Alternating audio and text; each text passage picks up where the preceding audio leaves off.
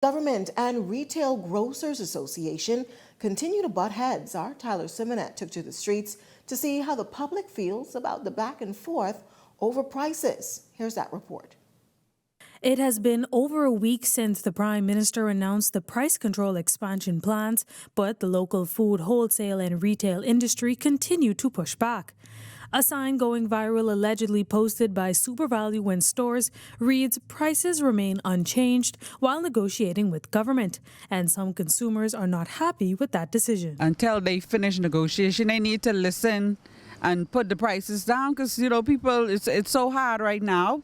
Even though they give you that little stipend on your pay, you still can't shop.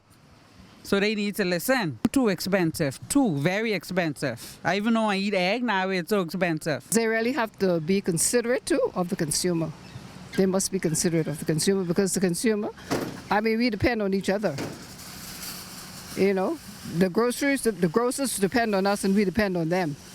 Economic Affairs Minister Michael Halkitis has expressed hope to have all issues between grocers, retailers and the government resolved by Friday of this week. Some consumers hope retailers back down as they want to see their grocery bill lowered. Boy, it's up and down. So you're looking at about at least $600 to $700. Yeah, I think the merchants should comply.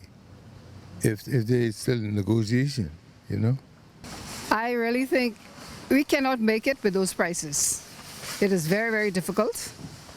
So when you go in the grocery store, you have 3 or 4 items, and when you reach the cashier, it's $100 or over $100. That is totally ridiculous. At the end of the day, the consumers are the ones who are feeling the brunt of this whole exercise, or whether the price goes up or down.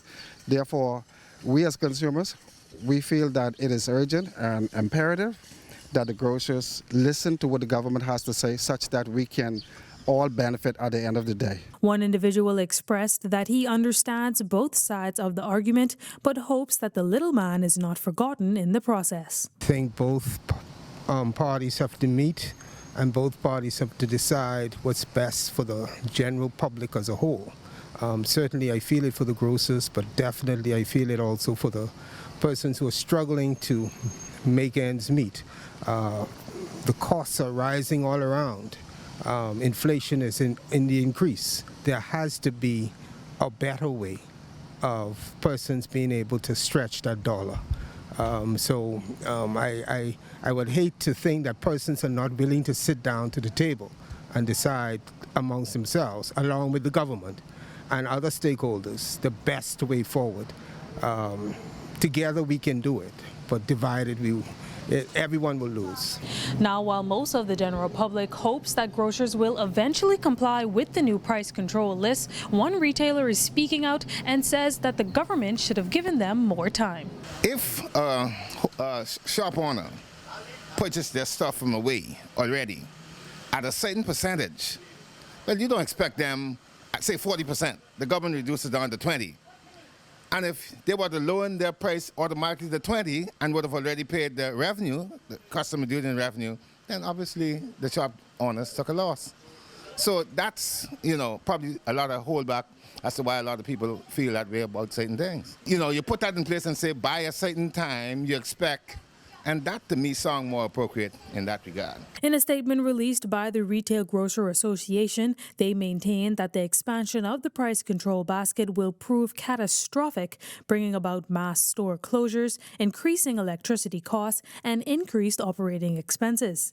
According to the association, while the government announced that 38 items would be added, it is actually 38 categories of foodstuffs, which would affect more than 5,000 items. They suggest that the government provide a more targeted approach to relieve those in most need of assistance. Tyler Simonet, Eyewitness News.